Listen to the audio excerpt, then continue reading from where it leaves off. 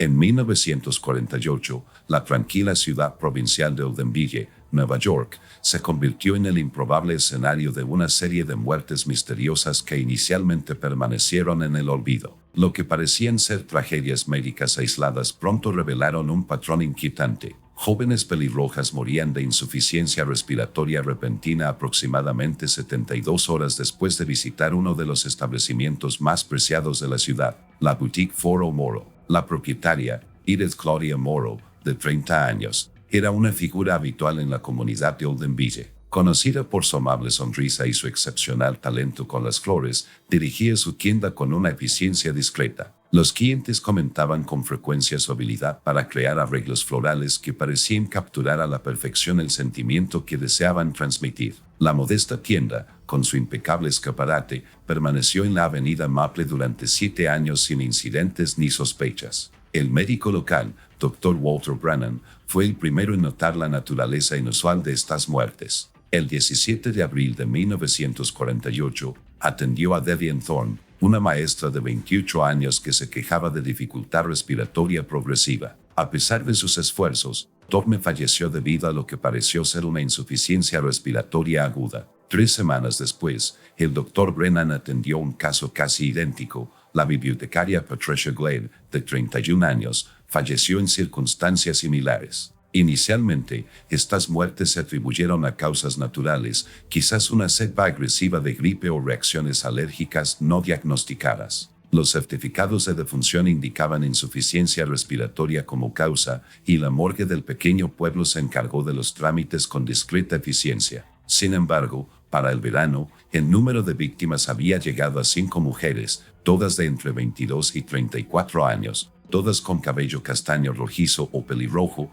y todas con los mismos síntomas. Dificultad para respirar que comenzó aproximadamente 70 a 75 horas después de un día normal en el pueblo. Lo que hizo estas muertes particularmente inquietantes fue su presentación clínica. Las víctimas no presentaban fiebre, ninguna infección evidente ni afecciones respiratorias previas. Simplemente comenzaron a respirar con dificultad, con las vías respiratorias constreñidas durante varias horas hasta que, a pesar de la intervención médica, ya no pudieron obtener suficiente oxígeno. La reacción del pueblo fue inicialmente moderada. La muerte no era infrecuente en los Estados Unidos de posguerra y la medicina aún tenía muchas limitaciones. No fue hasta junio que el sheriff Conrad Mayfield empezó a considerar que algo siniestro podría estar ocurriendo en su jurisdicción. Un análisis minucioso de los últimos días de las víctimas reveló un único factor común. Todas habían visitado la Boutique Foro Moro en las 72 horas previas a la aparición de los síntomas. Esta coincidencia podría haber quedado en eso de no ser por la inesperada llegada del agente Raymond Holcomb del recién formado FBI. Holcomb, al investigar un patrón similar de muertes en un condado vecino, trajo consigo un nuevo enfoque investigativo y los recursos para detectar lo que las autoridades locales habían pasado por alto. Estas mujeres estaban siendo envenenadas. Edith Morrow mantuvo su rutina diaria durante este periodo. Abría su tienda a las 8 en punto, arreglaba sus flores frescas con meticuloso cuidado y atendía a los clientes con su característica calma. Vivía en el apartamento encima de su tienda, rara vez socializaba más allá de las interacciones comerciales necesarias y era considerada una persona confiable, aunque algo reservada, de la comunidad. Nadie sospechaba que tras su apariencia plácida se escondía una mente calculadora, impulsada por el trauma y un distorsionado sentido de la justicia. Como la investigación revelaría más tarde, la selección de víctimas de Edith no fue aleatoria ni oportunista. Cada mujer pelirroja representaba algo que le habían arrebatado décadas atrás, y su método de asesinato fue tan preciso como sus arreglos florales. Edith Claudia Morrow nació el 12 de febrero de 1918 en la remota comunidad agrícola de Sutters Creek, Pensilvania. Hija única de Thomas y Eleanor Morrow, su primera infancia estuvo marcada por el aislamiento y la estricta rutina. Su padre trabajaba como ingeniero ferroviario, ausentándose a menudo durante semanas, mientras que su madre se encargaba del mantenimiento de su modesta granja y complementaba sus ingresos vendiendo conservas caseras. Los registros judiciales y las evaluaciones psiquiátricas realizadas tras su arresto revelarían posteriormente el trauma formativo que moldeó la patología de Edith. El 3 de diciembre de 1924, Edith, de 6 años, Se escondía bajo la mesa de la cocina jugando al escondite en solitario cuando un extraño entró en su casa. Desde su posición oculta, Edith presenció una acalorada discusión entre una mujer desconocida de vibrante cabello rojo y su madre. La disputa se intensificó rápidamente, culminando en violencia cuando el visitante golpeó a Eleanor Morrow con una pesada sartén de hierro. La pequeña Edith permaneció paralizada por el terror mientras la mujer pelirroja registraba la casa, presumiblemente en busca de objetos de valor, antes de marcharse. Eleanor Morrow falleció a causa de las heridas sin recuperar el conocimiento. Cuando Thomas Morrow regresó 3 días después, encontró a su hija aún escondida debajo de la mesa, gravemente deshidratada y en estado de shock psicológico. La investigación del asesinato de Eleanor Morrow resultó infructuosa. La Pensilvania rural de la década de 1920 carecía de capacidades forenses sofisticadas y la descripción proporcionada por la niña traumatizada, centrada casi exclusivamente en el cabello rojo fuego del agresor, fue insuficiente para identificar a un sospechoso. El caso finalmente se clasificó como un robo fallido y, a pesar de los esfuerzos intermitentes de las autoridades locales, permaneció sin resolver. Tras la muerte de su esposa, Thomas Morrow se mudó con Edith a casa de su hermana en Rochester, Nueva York. Afligido y sin las herramientas necesarias para atender las necesidades psicológicas de su hija, buscó cada vez más consuelo en el alcohol. La tía de Edith, Gertrude Morrow, una maestra solterona, se convirtió en su principal cuidadora e intentó brindarle estructura y normalidad.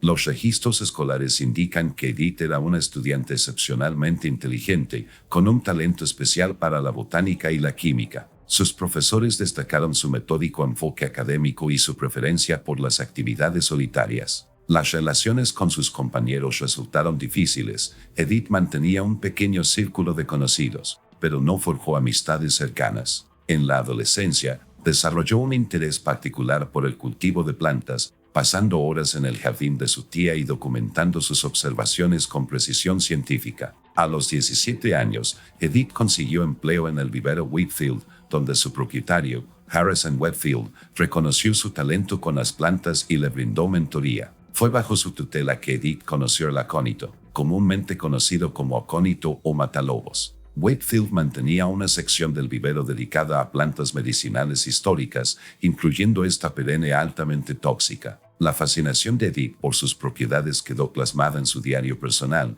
donde documentó su uso histórico como medicina y veneno. Tras la muerte de su tía en 1941, Edith heredó una modesta suma que le permitió establecer su propio negocio. Se mudó a Oldenburg, una comunidad donde no tenía contactos, y abrió la boutique Foro Morrow en 1941. Durante 7 años, operó sin incidentes, consolidándose como una empresaria confiable y una florista experta. Lo que permaneció invisible para la comunidad fue el deterioro psicológico que se producía bajo la apariencia serena de Edith. El trauma de presenciar el asesinato de su madre nunca se había abordado adecuadamente. Durante su adolescencia y primeros años de la adultez, Edith experimentó pesadillas recurrentes con mujeres pelirrojas. Al final de sus 20 años, estos pensamientos intrusivos se habían convertido en un delirio persistente, que todas las mujeres pelirrojas representaban una amenaza inherente y estaban de alguna manera conectadas con el asesino de su madre. El informe psiquiátrico preparado para su juicio detallaba cómo Edith comenzó a catalogar metódicamente a las mujeres pelirrojas que entraban en su tienda.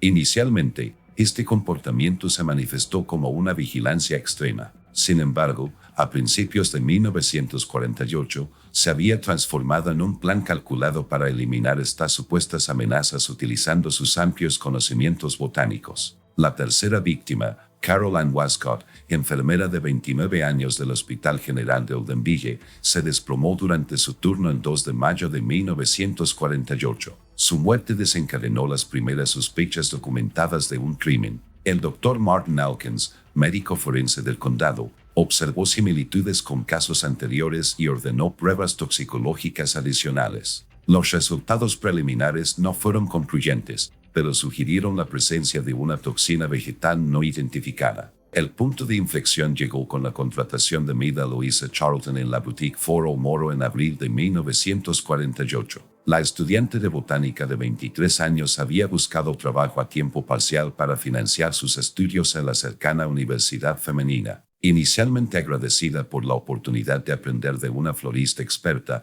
la perspectiva de Map cambió al observar inconsistencias en el comportamiento de su empleadora. Morrow mantenía un estricto sistema de organización para su inventario, con la excepción de ciertos arreglos especiales que insistía en atender personalmente. El 12 de mayo, Mav estaba atendiendo a una clienta cuando vio que Edith sacaba una pequeña botella ámbar de un cajón cerrado con llave y aplicaba su contenido a los pétalos de un arreglo destinado a Caroline Westcott. 2 días después, Westcott falleció. Esta observación por sí sola podría no haber impulsado la acción si Mav no hubiera descubierto también el sistema de anotación de Edith. Mientras organizaba el libro de contabilidad de la tienda, encontró pequeñas marcas junto a los nombres de ciertas clientas, todas pelirrojas. Investigaciones posteriores revelaron que estas anotaciones correspondían a instrucciones especiales de manejo para sus arreglos. Las sospechas de Map se intensificaron cuando accedió al invernadero privado de Edith, detrás de la tienda. Supuestamente utilizado para el cultivo de especies exóticas, las instalaciones contenían varios ejemplares de Aconitum napellus,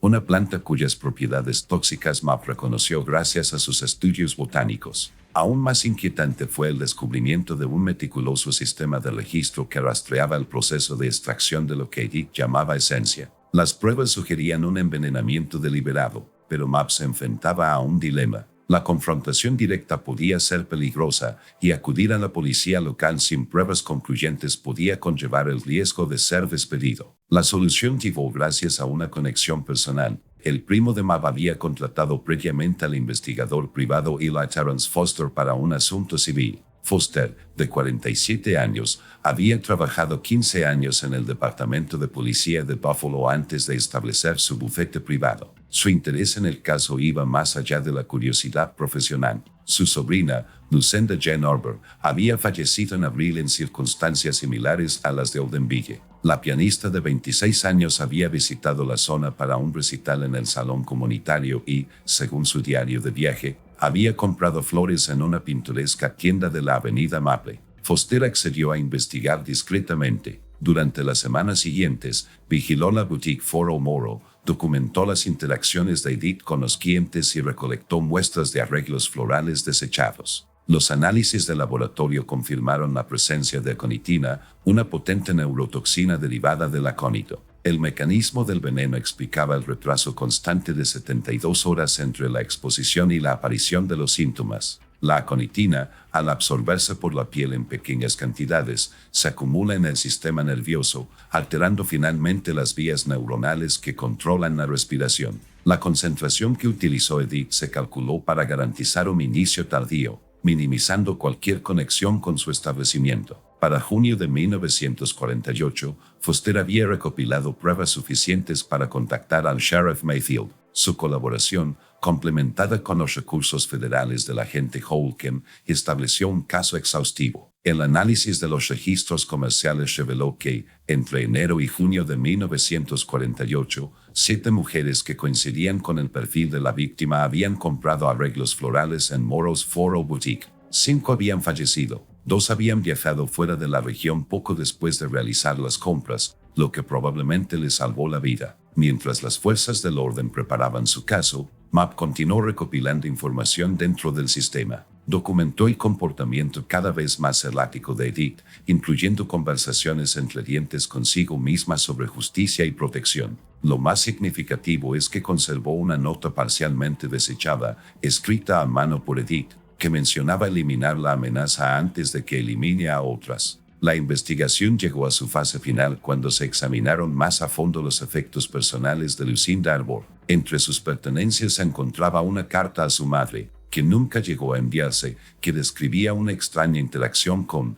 la florista de los ojos tristes, quien había insistido en que oliera un arreglo particular de lirios y de daleras, comentando que el aroma era especialmente adecuado para mujeres con un cabello como el tuyo. A mediados de junio de 1948, la investigación sobre las muertes de Oldenburg se había ampliado significativamente. El sheriff Conrad Mayfield coordinó esfuerzos con el agente Raymond Holcomb, cuyos recursos en el FBI proporcionaron un apoyo científico crucial. El investigador privado Eli Foster continuó vigilando la boutique Foro Morrow's, mientras que Maeve Charlton mantuvo su posición como informante dentro del establecimiento. El equipo adoptó un enfoque metódico para construir su caso. Foster documentó los movimientos de Edith, en particular sus visitas semanales a una zona apartada del bosque Blackcomb, donde recolectaba más especímenes de plantas. El agente Holcomb consultó con expertos botánicos de la Universidad de Cornell, quienes confirmaron que el Aconitum napellus podía aumentar su potencia mediante métodos de extracción específicos. Mientras tanto, el sheriff Mayfield se enfrentaba a una creciente presión de la comunidad. La sexta víctima, Henrietta Colfax, falleció el 18 de junio, lo que atrajo mayor atención mediática a Oldenville. El periódico local, inicialmente cauteloso a la hora de sugerir un crimen, publicó un artículo cuestionando la improbabilidad estadística de tantas muertes similares. Este escrutinio público complicó la investigación, ya que Edith se percató de las crecientes sospechas. La evidencia decisiva provino de una fuente inesperada. El doctor Walter Brennan, al revisar los historiales clínicos de sus pacientes, identificó un patrón crítico. Varias mujeres habían reportado un entumecimiento inusual en las yemas de los dedos después de manipular flores de Moreau's Boutique. Este síntoma, inicialmente descartado como no relacionado, coincidía con una intoxicación por aconitina en etapa temprana. Más significativamente, todas las pacientes afectadas habían mencionado haber recibido atención especial de Edith,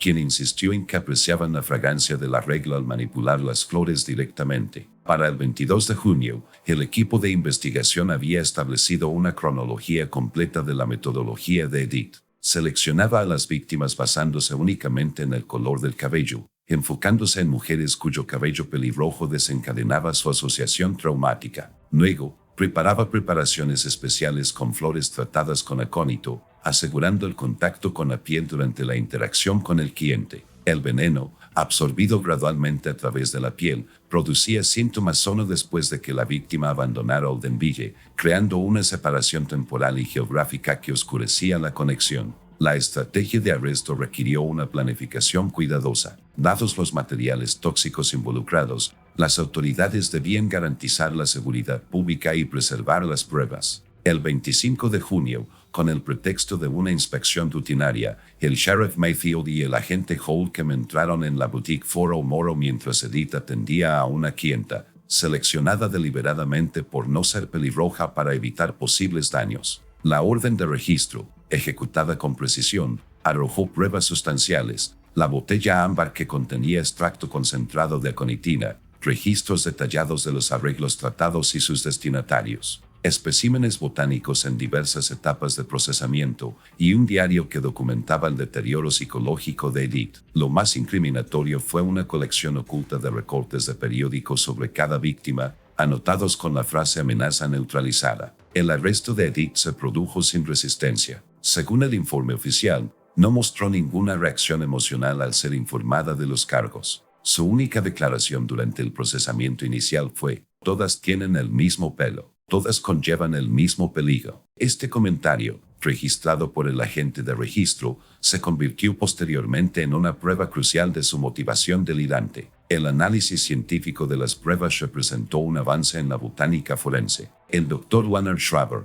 toxicólogo del laboratorio estatal, desarrolló un novedoso método para detectar residuos de aconitina en pétalos de flores preservadas. Sus hallazgos confirmaron la aplicación constante de la toxina en múltiples preparaciones y establecieron que la concentración estaba calibrada deliberadamente para un efecto retardado, en lugar de un daño inmediato. La evidencia física se complementó con el testimonio de Maeve Charlton, cuyas detalladas observaciones contextualizaron la metodología de Edith. Foster contribuyó con documentación de las expediciones de recolección de Edith, mientras que los registros de pacientes del Dr. Brennan establecieron la progresión de los síntomas. El agente Holcomb obtuvo el testimonio de los dos supervivientes que habían abandonado la ciudad antes de que el veneno hiciera efecto, quienes confirmaron haber recibido atención especial de Edith con respecto a sus compras florales. En la audiencia preliminar del 8 de julio de 1948, se presentaron estas pruebas al juez Howard Blackwell, quien determinó que existía causa suficiente para proceder a juicio.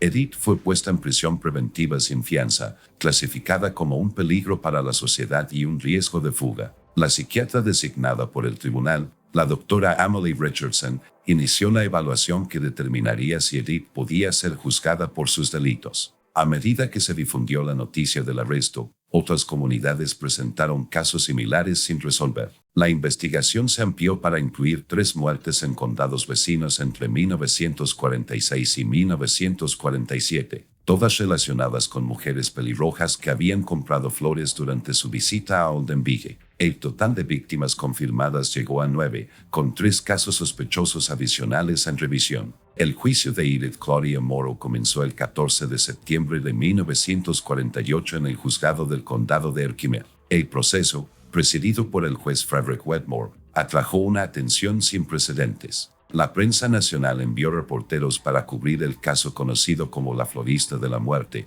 una de las primeras asesinas en serie documentadas en la historia criminal estadounidense moderna. El fiscal Anthony Carrington presentó un caso metódico, estableciendo no solo la evidencia física del envenenamiento, sino también la metodología calculada de Edith. La teoría de la fiscalía se centró en el trauma infantil de Edith, que creó una fijación patológica en las mujeres pelirrojas como amenazas simbólicas. Esta fijación, combinada con su experiencia en botánica, resultó en la eliminación sistemática de las mujeres que desencadenaban su respuesta traumática. El abogado defensor Gerald Harkins presentó una defensa por demencia, presentando un extenso testimonio psiquiátrico de la doctora Emily Richardson. Su evaluación concluyó que Edith sufría un trastorno delirante grave provocado por un trauma infantil. La doctora Richardson testificó que Edith creía sinceramente que sus acciones eran necesarias para evitar que estas mujeres dañaran a otros, lo que representa una ruptura total con la realidad, más que una intención maliciosa. La fiscalía replicó con el testimonio del experto Dr. Samuel Whitaker, quien argumentó que la meticulosa planificación, la ocultación de pruebas y el mantenimiento de registros de Edith demostraban su conocimiento de las irregularidades. Citó sus conocimientos botánicos especializados y la precisa calibración de toxinas como prueba de procesos de pensamiento racionales, aunque perturbados. El momento más conmovedor del juicio llegó con el testimonio de Thomas Morrow, el padre de Edith, de 67 años. Su relato sobre cómo encontró a Edith, de 6 años, escondida debajo de la mesa de la cocina 3 días después del asesinato de su madre, proporcionó al jurado una comprensión profunda de los orígenes traumáticos. Sin embargo, su testimonio también reveló que, a pesar de presenciar al asesino de su madre, Edith nunca recibió la intervención psicológica adecuada. El testimonio clave provino de Maeve Charlton, quien detalló sus observaciones sobre el comportamiento de Edith en la tienda. Describió el sistema de notación para identificar a los clientes pelirrojos, el manejo especial de sus arreglos y el descubrimiento del funcionamiento del invernadero. Su relato de las conversaciones entre dientes de Edith sobre la eliminación de amenazas estableció la conexión entre el delirio y la acción. Las pruebas forenses resultaron decisivas. El Dr. Leonard Shriver presentó su análisis del método de extracción de aconitina, demostrando cómo Edith había perfeccionado el proceso para garantizar la máxima absorción por contacto con la piel. La concentración indicó una calibración deliberada para producir la muerte después de un intervalo de tiempo específico, lo que desmintió el argumento de la defensa sobre la disminución de la capacidad. La acusación concluyó con la presentación del diario de Edith, que relataba su deterioro mental. Las primeras entradas se centraban en la ansiedad general que generaba la entrada de mujeres pelirrojas a su tienda. A finales de 1947, estas se habían convertido en planes explícitos para proteger a la comunidad de estas supuestas amenazas. El diario detallaba su experimentación con diversas toxinas vegetales antes de centrarse en el acónito por su efecto retardado y su dificultad para detectarlo. Tras 11 días de testimonios, el jurado inició sus deliberaciones el 25 de septiembre de 1948. Regresaron 14 horas después con un veredicto, culpable de los 9 cargos de asesinato en primer grado. El jurado rechazó la defensa por demencia, pero recomendó clemencia debido a los factores psicológicos involucrados. El 2 de octubre de 1948, el juez Whitmore dictó la sentencia: cadena perpetua sin posibilidad de libertad condicional en el Centro Correccional para Mujeres de Bedford Hills. En su discurso, reconoció la tragedia del trauma no tratado de Edith, al tiempo que enfatizó la naturaleza calculada de sus crímenes. El tribunal reconoce que usted sufrió un trauma profundo que moldeó su percepción, declaró. Sin embargo, la naturaleza metódica de estos asesinatos demuestra conciencia de la mala conducta,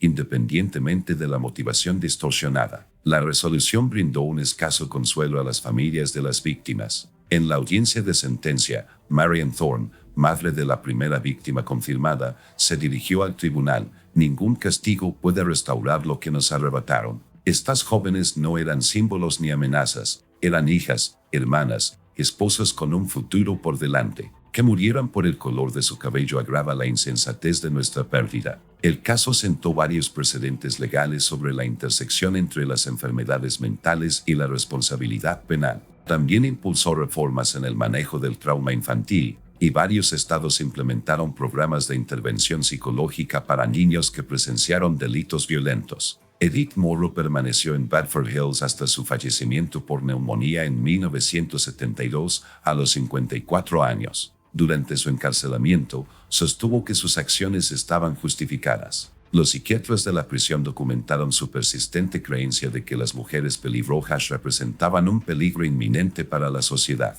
A pesar del extenso tratamiento, su cuadro delirante permaneció prácticamente intacto. El caso Morrow se convirtió en un estudio fundamental en psicología forense, en particular en lo que respecta al desarrollo de trastornos delirantes tras traumas infantiles. También contribuyó significativamente al emergente campo de la botánica forense, con las técnicas del Dr. Straber para la detección de toxinas adoptadas por laboratorios de todo el país. En el Denbigh, la comunidad luchó por reconciliar la doble identidad de la pacífica florista, una asesina deliberada. La boutique Foro Morrow fue finalmente demolida y el terreno se reconvirtió en un jardín conmemorativo dedicado a las víctimas. La pequeña placa de bronce no menciona a Edith Morrow. Solo los nombres de aquellos cuyas vidas fueron truncadas por el dolor sin resolver de un niño traumatizado, transformado en un propósito mortal.